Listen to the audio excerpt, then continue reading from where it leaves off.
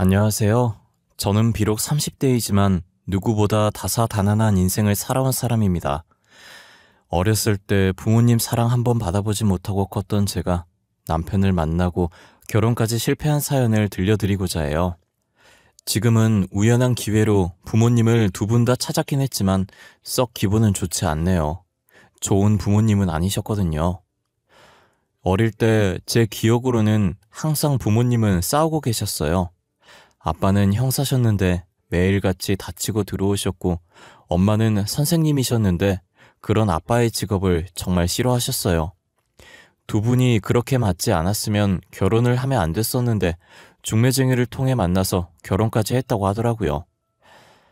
집안에 사랑은 없었고 가정적인 부모님도 없었습니다. 툭 하면 아빠는 일주일 넘게 집을 들어오지 않았고 잠복근무는 밥 먹듯이 하셔서 저는 항상 엄마랑 밥을 먹었어요. 엄마는 어린 제 앞에서 가리지 않고 아빠 욕을 하셨습니다. 결국 사이가 좋지 않으셨는지 갈라서기로 결정하셨다고 했어요. 아빠는 저를 꼭 안으며 미안하다고 우셨죠. 저는 그런 아빠를 보며 무슨 말을 해야 될지 몰라 멍청하게 서 있기만 했어요. 엄마는 제 양육권을 가져가셨고 아빠는 제게 명함을 주면서 꼭 아빠한테도 연락하라고 하셨었죠. 원래 살던 집은 아빠에게 주고 저와 엄마는 다른 동네에 집을 얻었어요. 그런데 엄마는 아빠를 너무 싫어한 나머지 아빠와 연락을 할 수 없게 막으셨었어요. 아까 네 아빠한테 받은 명함 어딨어? 그게 가져와. 이제 다시는 아빠랑 연락하면 안 돼. 알겠니? 왜요? 아빠가 보고 싶으면 언제든지 전화하라고 했단 말이에요. 너는 그 말을 믿어? 너 맞고 싶다고 한 것도 다 거짓말이야. 그런 말에 속으면 안 돼. 그리고 보고 싶으면 연락하라는 것도 다 거짓말이고. 아니에요. 아빠는 그런 걸로 거짓말할 사람이 아니야. 이때까지 아빠는 다 거짓말했잖아.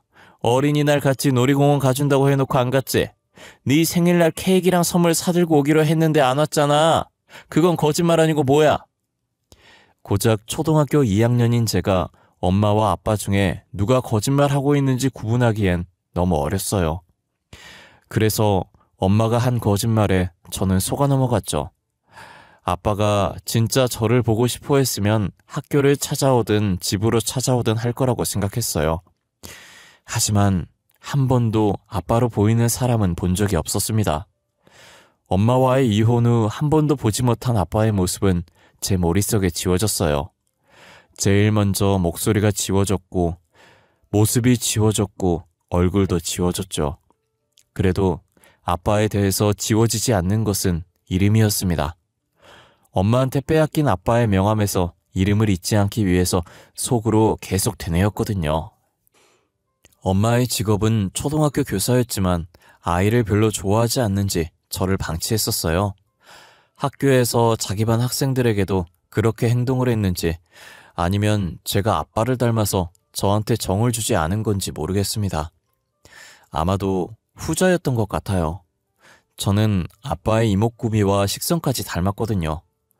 차라리 이렇게 방치하고 학대를 할 거였다면 아빠한테서 빼앗아 오지 말던가요. 엄마, 배고파요. 밥 차려주세요. 넌 나만 보면 밥밖에 생각 안 나? 내가 너 밥 차려주는 기계야? 나이가 몇 살인데 아직도 밥을 못 차려. 죄송해요. 제가 알아서 차려 먹을게요.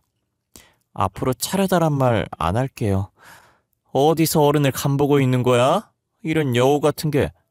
냉장고에서 김치 꺼내서 물에다가 말아먹던가 알아서 해. 아직 중학생도 안 된 저한테 스스로 밥을 차려 먹으라고 했고 그 나이에 제가 할 수 있는 건 물에 밥 말아서 김치를 얹어 먹는 것뿐이었습니다. 김치가 없는 날이면 그냥 물에다 밥만 말아 먹어서 허기만 달래야 했었죠. 밥 먹고 설거지를 해놓지 않으면 저를 싱크대 앞에 1시간이든 2시간이든 가만히 서 있게 했습니다. 학교에서 잘못해서 담임선생님이 엄마한테 전화라도 하는 날에는 계절 상관없이 저는 잠옷만 입은 채 집 밖으로 쫓겨나거나 베란다 창문 활짝 열어두고 서 있어야 했습니다. 정신적으로든 육체적으로든 고통을 받았습니다. 그리고 엄마가 직장에서 회식을 하고 술을 마시고 오는 날엔 물리적인 힘을 사용하기도 했어요. 다른 사람들이 알지 못하는 은밀한 부위에 멍이 사라질 날이 없었죠. 제 상태가 항상 우울하고 어두우니까 친구가 생길 일은 만무하고 오히려 왕따를 당했어요. 심하게 괴롭힘 당하고 불량한 애들한테 심부름까지 당하지 않았지만 제가 지나가면 닿기라도 하면 전염병이라도 오는 것처럼 피했고 저와 눈조차 마주치지 않으려고 했었죠. 아이들과 마찬가지로 저도 그냥 혼자 있는 게 편했던 것 같아요. 혼자 있는 시간이 기니까 할 수 있는 거라곤 공부밖에 없었습니다. 그냥 혼자서 묵묵히 앞자리에 앉아서 선생님 말에 집중하고 교과서도 꼼꼼히 읽어보고 모르겠으면 교무실 가서 선생님한테 질문을 했죠. 그러면 선생님들은 제가 기특했는지 조금 오래된 문제지라도 주면서 참고하라고 지금처럼 모르는 거 있으면 물어보러 오라고 하셨어요. 덕분에 저는 중학교 성적은 상위권이고 제가 가고 싶은 기숙사 고등학교로 입학할 수 있었어요. 너 이제 기숙사 학교 들어가면 오더라도 며칠 전에 연락하고 내가 오라고 하면 와, 어? 그전엔 올 생각도 하지 마. 엄마 왜요? 무슨 일이라도 있는 거예요? 뭘 물어? 그냥 오지 말라면 오지 마. 내가 일일이 그런 것까지 너한테 보고하면서 살아야 하니? 그런 건 아니지만 주말이나 명절엔 학교에서 밥도 안 나올 거라서 내가 기숙사비랑 용돈 다 같이 보내주잖아. 그리고 내가 평생 오지 말랬니? 그럼 이유라도 알려주시면 안 돼요? 이제 이 집에서 애인이랑 같이 살 거야. 내가 애 엄마라는 걸 알긴 하지만 실제로 보는 거랑 말만 듣는 거랑 느낌이 다르잖아. 어렸을 땐 몰랐지만 어느 정도 크고 나니 엄마가 아빠랑 헤어지고 나서 다른 사람이 있는 것 같다고 생각은 했지만 기숙사 학교를 가자마자 살겠다고 할 줄은 몰랐어요. 결국 엄마도 저를 버리고 엄마의 인생을 살아가려고 하더군요. 엄마 말대로 저는 극도로 집에 가겠다는 연락을 하지 않았어요. 그래도 제가 연락이 없다면 한 번쯤은 엄마한테서 얼굴 비추라는 연락이 올 줄 알았습니다. 제 희망이었지만요. 졸업을 6개월 정도 앞두고 있을 때였어요. 3년 동안 10손가락으로 셀 수 있을 정도로 연락 없던 엄마한테서 먼저 왔어요. 몇 달 후면 너도 이제 성인이잖아. 그치? 성인이면 아르바이트도 할 수 있을 거고 너도 혼자 살아봐야지. 엄마, 저 지금까지도 혼자 살았어요. 넌 어렸을 때나 컸을 때가 말 대꾸하는 건 정말 안 변한다. 여튼 이제 나는 너한테 해줄 만큼 해줬으니까 알아서 살라고. 엄마, 저 지낼 곳은 있어야 하잖아요. 집이 없으면 노숙이라도 하라고 하는 거랑 똑같은 거예요. 너 졸업에 맞춰서 보증금까지는 통장으로 보내줄게.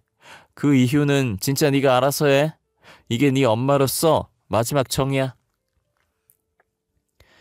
엄마 할 말만 하고 전화는 끊어졌어요.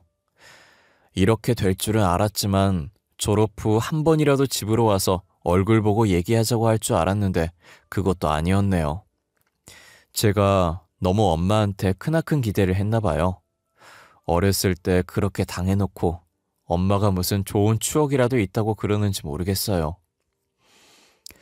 저는 졸업식과 동시에 엄마가 준 보증금 700만 원으로 입학할 학교 주변 동네에 원룸을 구했고 집 주변에서 아르바이트를 3군데를 동시에 하며 열심히 벌었습니다.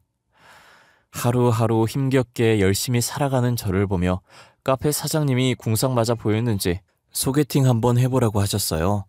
처음엔 제가 지금 그럴 처지가 못 되니 싫다고 말했는데 사장님은 딱 한 번만 만나보라며 부탁하더라고요. 아이 수정씨, 그렇게 아등바등 살아서 뭐해. 20살 초반인데 연애도 하고 놀러도 다니고 그래야지. 아니에요. 저는 지금 생활도 바빠서 남자 만날 시간도 없어요, 사장님. 소개는 안 받을게요. 아니, 그러지 말고 한번 만나서 밥이라도 먹어봐. 혹시 또 알아? 내 덕분에 수정씨 인생 활짝 필 수도 있잖아. 정말 괜찮아요. 지금 학교 다니고 아르바이트 한다고 만날 시간도 없어서 그래요, 사장님. 진짜 좋아하는 사람 생기면 알아서 시간도 생길 거야. 내 친구라서 나이는 좀 많은데 돈도 잘 벌고 생긴 것도 나이 들어보지 않아. 정말 시간도 없고 생각도 없어요. 죄송해요. 수정씨가 만날 생각이 있다고 하면 하루 아르바이트 빼줄게. 돈은 그대로 쳐줄 거니까 걱정하지 말고. 계속 거절을 해도 사장님은 끈질기게 만나보라고 부추겼어요. 어른이 권유하는데 계속 거절하는 것도 예의가 아니라고 생각해서 딱 한 번만 만나보겠다고 했습니다. 소개팅 하는 날 만나기로 한 카페에서 책을 펼치고 공부를 하면서 남자를 기다렸습니다. 그러더니 어떤 한 남자가 다가와서 테이블 앞에 멈춰섰어요. 발에서 위로 시선을 올리니 사장님 말처럼 동안처럼 보였어요. 안녕하세요. 박수정 씨 맞으시죠? 저 오늘 만나기로 한 최동현이라고 합니다. 반갑습니다. 네, 안녕하세요. 박수정이라고 합니다. 반갑습니다. 오늘 평일이신데 직장은 안 나가셔도 되나요? 펀드 회사에서 매니저로 일하고 있는데 거의 프리랜서처럼 일하고 있어요. 오늘도 외부 미팅이 있다고 하고 나온 거예요. 수정 씨 수업 받고 바로 오는 거 아니에요? 배고프죠? 우리 밥 먹으러 가요. 간단하게 커피만 마시고 대화 조금 하다가 헤어지려고 했는데 예상치 못하게 같이 밥까지 먹게 되었어요. 그것도 아주 비싼 양식당에서요. 부담 갖지 마시고 드시고 싶은 거 드세요. 여기 오일 파스타랑 로제 파스타 잘하거든요. 양고기 스테이크도 잘하는데 양고기 드실래요? 예, 편식은 안 해서 괜찮아요. 여기 처음 와서 추천하는 거 먹을게요, 그냥. 남자는 꽤 자상하고 친절한 사람이었어요. 스테이크가 나오자 접시도 앞쪽으로 옮겨주고 저를 먼저 생각해주는 사람이었죠. 누구한테도 받아본 적 없는 친절이었습니다. 첫 만남에 차를 가지고 집까지 데려다줬고 차 탈 때도 조수석 문을 손수 열어주며 친절을 베풀더군요. 나이 차이가 많이 났던 게 마음에 걸렸지만 공주님이 된 기분에 점점 그 남자를 사랑하게 되었습니다. 저의 긍정적인 대답으로 저희 둘은 사귀게 되었습니다. 제가 아직 학생이라서 데이트 비용은 다 남자친구가 냈어요. 늘 얻어먹기만 해서 미안하다고 커피 한 잔이라도 사겠다고 했지만 자기는 남는 게 돈이라며 이 정도 써도 된다고 하더라고요. 되게 든든했어요. 이런 게 진정한 어른이라는 생각도 들고요. 어느 날 남자친구는 제게 뜻밖의 고백을 하더군요. 수정아, 혹시 넌 나랑 결혼 생각은 없어? 너가 결혼 생각 있으면 오빠가 돈 벌어다 줄 테니까 너 하고 싶은 거 시켜줄 수 있는데. 결혼? 아직 내 나이가 이제 20대 중반이라서 생각해본 적은 없어. 그리고 우리 나이 차이가 심하니까 한 번도 생각 안 해봤어.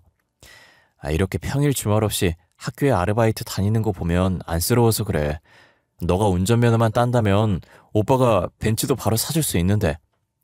비싼 차 필요 없어. 초보 운전인도 괜찮아. 그리고 차 가지고 싶다고 생각한 적도 없어. 다 괜찮다고 하지 말고 진지하게 생각해봐. 오빠랑 결혼하면 비싼 차도 운전할 수 있고 너가 따로 해올 것도 없어. 지금 내가 살고 있는 아파트에 몸만 들어와서 살기만 하면 돼. 그건 그냥 오빠한테 얹혀 하는 거잖아. 내가 어떻게 받아먹기만 하고 살아. 미안해 하지 마. 내가 해주고 싶으니까 이러는 거지. 나도 너 사랑 안 했으면 이렇게까지 헌신적으로 하지도 않았어. 무슨 말인지 알지? 남자친구 말처럼 저를 그만큼 사랑하고 있으니 결혼까지 제안했다고 생각했습니다. 그 자리에서 선뜻 대답은 못했지만 며칠 뒤 만나서 결혼해도 괜찮을 것 같다고 대답했죠. 남자친구는 들뜬 마음에 저에게 최고급으로 전부 해주겠다고 하더군요. 수정아, 우리는 어른들도 없으니까 격식 차리지 말고 그냥 친한 친구들만 불러서 혼인 서약서만 읽고 간단하게 하자. 그 대신 세상에 제일 이쁜 신부로 만들어줄게. 드레스 진짜 이쁜 거 입자. 아니야, 드레스 안 입어도 돼. 그냥 심플한 걸로 입고 하자. 어차피 간단하게 시골릴 거잖아. 그리고 내가 보태는 것도 없는데. 금전적으로 미안해하지 말라고 했잖아.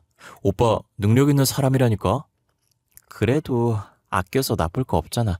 나중에 큰돈 들어갈 일도 있을 수도 있고. 어이구, 나이도 어리면서 왜 이렇게 철이 들었을까? 여보, 우리 아이도 빨리 가질까? 둘이서 사는 것도 좋지만 가족이 많이 있는 게 좋잖아. 아직 아기 낳는 게 상상이 안 돼서 무서워. 내가 잘 키울 수 있을까? 오빠는 자신 있어? 모든 부모들이 자신이 있어서 아기 낳는 거 아니잖아. 서로 사랑하고 자연스럽게 생기니까 낳는 거지. 우리도 서로 사랑하는 마음 있고 둘만의 결실이 생기면 잘할 수 있을 거야. 내가 잘 키우지 못해도 오빠가 많이 도와줘. 이제부터라도 책 사서 공부도 하고 그래야겠어.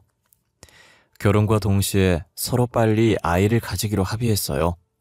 저는 자신이 없고 무섭기만 했지만 옆에 든든한 남편이 있었기에 결심할 수 있었죠. 어린 시절부터 저한테 이런 행복이 생길 거라고 생각지도 못했는데 힘들었던 어린 시절을 보상받는 듯 남편이 제게는 행운처럼 느껴졌어요.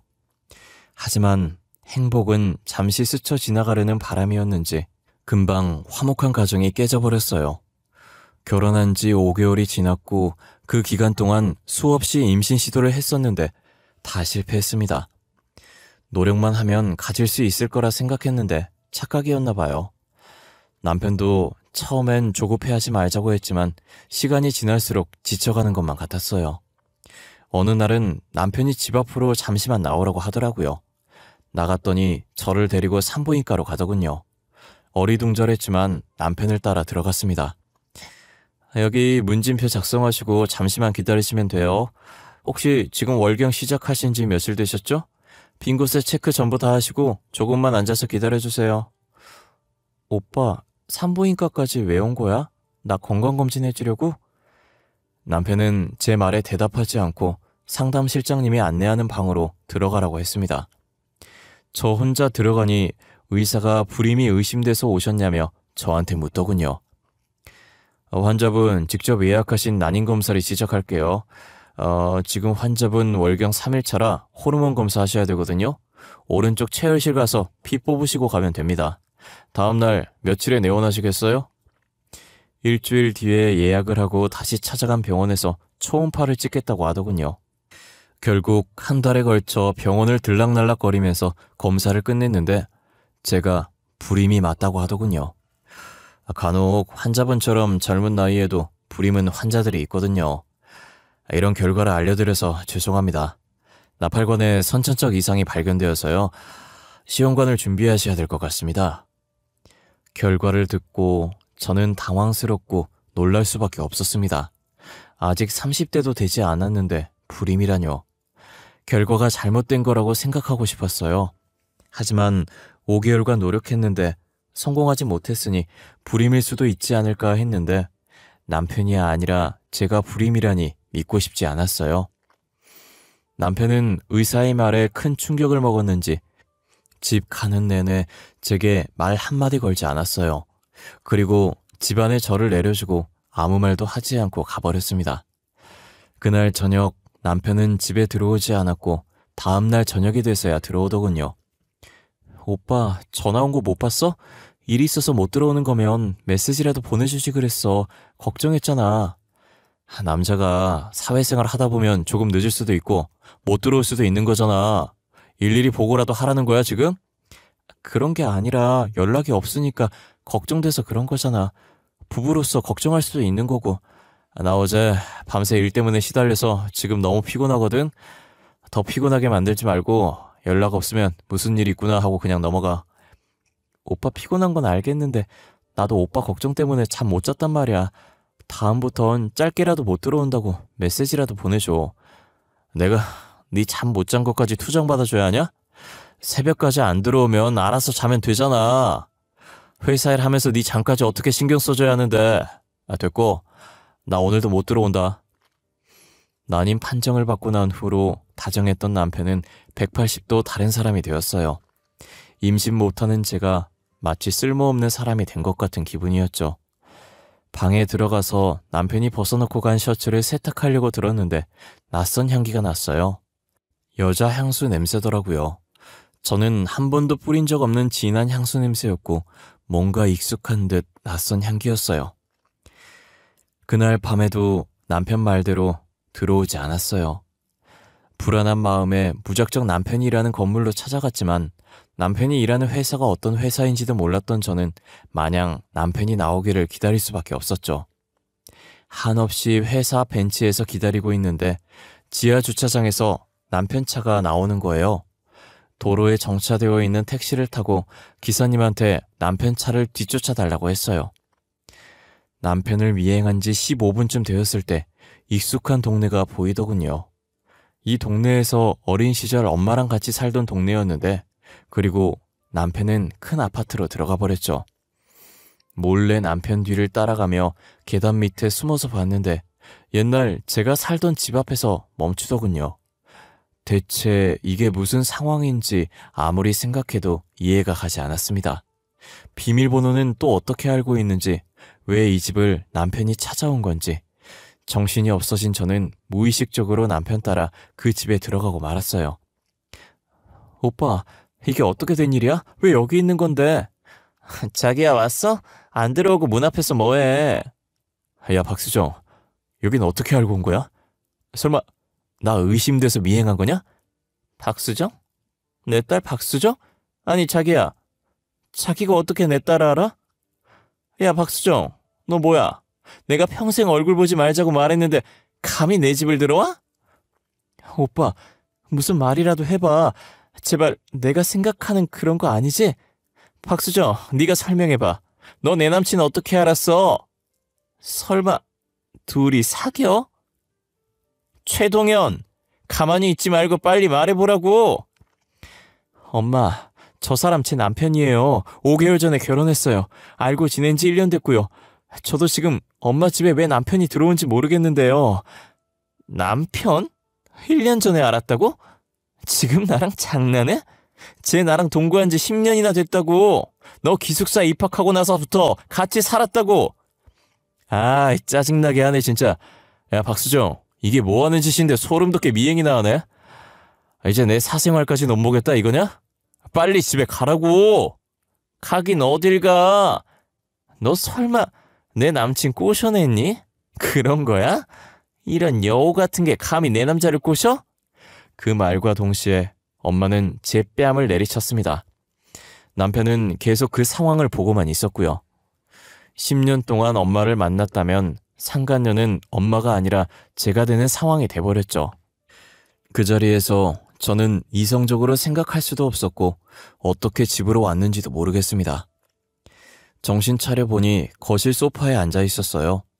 삼자 대면한 후 남편은 아예 연락도 받지 않고 집에 들어오지도 않았습니다. 남편과 연락 두절되었고 저는 하루하루 멍하니 집안에만 틀어박혀 있었습니다. 진짜 저를 사랑한다고 생각했던 상대에게 배신을 당해버린 충격은 쉽게 사라지지 않았어요. 제가 상간녀가 되었다는 충격에서 빠져나오지 못하고 며칠 뒤 경찰서에서 연락이 왔습니다. 안녕하세요. 서울 띵띵경찰서입니다. 최동현 씨가 남편 맞죠? 현재 최동현 씨가 수배 중입니다. 가족관계 확인서를 보니 박수정 씨가 아내로 되어 있어서 연락드렸습니다. 네? 남편이 무슨 잘못을 했나요? 잘못 알고 계신 거 아닌가요? 남편은 번듯한 직장에서 일하고 있어요. 사고 칠 사람이 아닌데요. 참고인 신분으로 조사를 받으셔야 해서 내일 오후 3시까지 저희서로 출석해 주십시오. 담당 형사는 강력 2팀 박수영 형사입니다. 전화를 받고 정신없이 준비하고 경찰서로 갔고 안내받은 대로 담당 형사를 찾아갔습니다.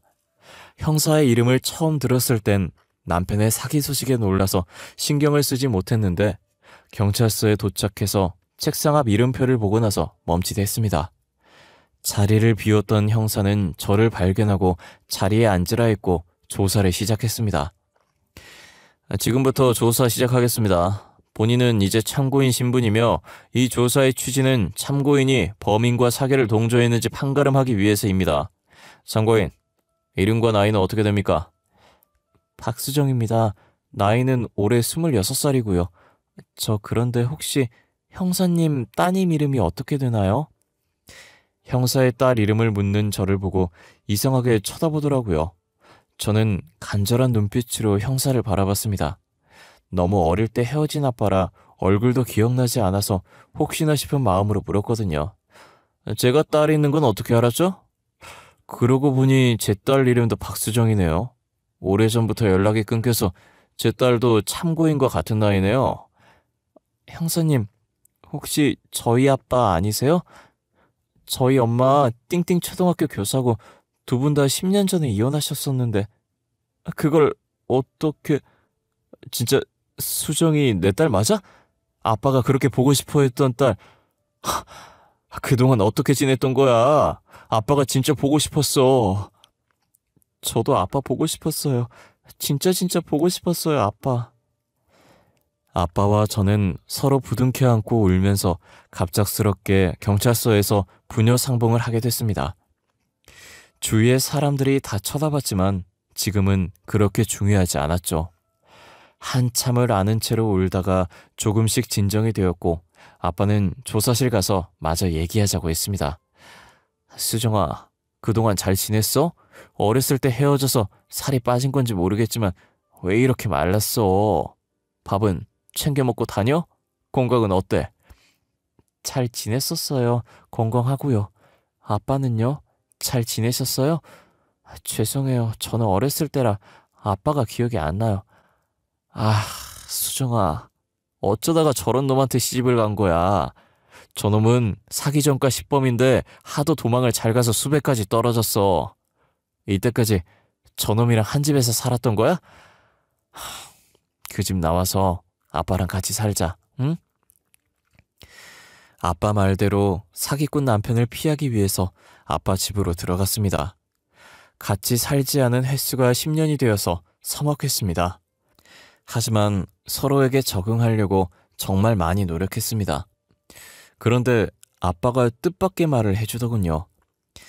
그동안 왜 아빠 연락을 안 받은 거야? 아빠가 그렇게 미웠어? 네? 엄마 말로는 아빠가 절 싫어해서 엄마한테 버린 거라고 했어요. 그래서 아빠가 준 명함도 엄마가 버렸어요. 보고 싶으면 연락하라는 것도 거짓말이라고. 그런 걸 거짓말하는 부모가 어딨어? 엄마랑 이혼하고 나서 너한테 연락이라도 올까봐 명함에 있는 번호 그대로 쓰고 있었어. 아빠는 늘 거짓말만 하는 사람이라고 했었어요. 오히려 아빠가 절 버렸다고 해서. 어렸을 때 너한테 지킬 수 없는 약속한 건 맞지만 거짓말은 아니었어. 난 언제든 널 데리고 오려고 너희 엄마한테 연락했는데 너희 엄마는 한 번도 연락을 주지 않더구나. 엄마한테 연락하셨었어요? 저는 몰랐어요. 아빠와 같이 살게 되면서 제일 먼저 한 건 서로에 대한 오해를 푸는 일이었어요. 엄마는 10년이 넘도록 중간에서 거짓말을 해오셨어요. 아빠가 날 버렸다는 식으로 말이에요. 하지만 아빠는 제 연락을 기다리며 번호도 10년째 바꾸지 않으셨더라고요. 그렇게 아빠와 같이 산 지 지금은 2년이 다 되어가네요. 여러분께 제 사연을 제보해야겠다고 마음먹은 이유도 최근 있었던 일 때문인데요. 처음 보는 번호로 연락이 와서 받았는데 엄마였어요. 그때 전 남편 옆에서 뺨을 맞은 이유로 엄마와 첫 통화했어요. 그런데 엄마가 전화를 건 이유를 듣고 평생 죽을 때까지 엄마를 저주하고 싶었습니다. 수정이니? 엄마야. 지금 어디서 어떻게 지내고 있어? 지금 엄마가 자궁암 판정을 받아서 아파. 근데 간호할 사람이 없어서 연락했어. 네? 그런데요? 그게 저랑 무슨 상관인가요? 저한테 간호를 바라고 연락한 건가요, 설마? 당연히 네가 내 딸인데 딸로서 엄마가 아프면 간호해야지. 내가 이때까지 널 얼마나 아꼈는데. 자식된 도리로 엄마 병원비 정도는 보태줄 수 있잖아? 딸보다 중요한 남편이었잖아요. 최동현 씨 말이에요. 비록 혼인신고 없이 동거만 했다고 해도 10년이면 사실혼이에요. 그 자식 사기꾼이었어. 교도소 들어가서 징역 살고 있다고. 네가 엄마 난자 뺏어서 결혼했으니까 속죄하는 셈치고 간호랑 병원비 내주면 되겠네. 엄마, 양심 없으세요? 저 어렸을 때 혼자 컸어요. 저 엄마한테 학대도 당했잖아요. 근데 병원비 달라고 하는 게 정상적인 사고라고 생각해요? 학대라니? 지금 무슨 소리 하는 거야? 누가 들으면 오해하겠다. 수정아, 그러지 말고 지금 어디 있는지 말해주면 엄마가 갈게. 얼굴 보면서 얘기하자. 아니요, 엄마는 남자한테 미쳐서 어린 딸도 나 몰라라 했잖아요. 당신은 부모 자격 없어요. 저한테 자식돌이 바라지 마시라고요. 저를 한 번도 자식이라고 생각해 본 적 없는 엄마가 저한테 자식된 도리로 도와달라고 말하더군요. 그 뻔뻔함에 정말 치가 떨렸습니다. 어떻게 저한테 간호를 부탁한다는 말을 저리도 쉽게 내뱉는지. 제가 힘들 때 한 번도 도와주지 않았으면서 자기가 힘들어지니 연락할 사람이 저밖에 없었나 봅니다. 제가 최근 겪은 일 때문에 정신적으로 너무 불안해져서 정신과에서 약을 처방받고 있어요. 아빠가 너무 잘해주셔서 빨리 괜찮아질 것 같아요. 엄마와 마지막 전화통화가 트라우마처럼 계속 맴도는데 언젠간 제 머릿속에서 사라지겠죠? 제 우울한 이야기 들어주셔서 감사합니다. 일교차가 큰 환절기인데 감기 안 걸리게 조심하시고 제 사연 들으신 여러분들 다 좋은 일만 가득했으면 좋겠습니다. 감사합니다. 좋은 하루 보내세요.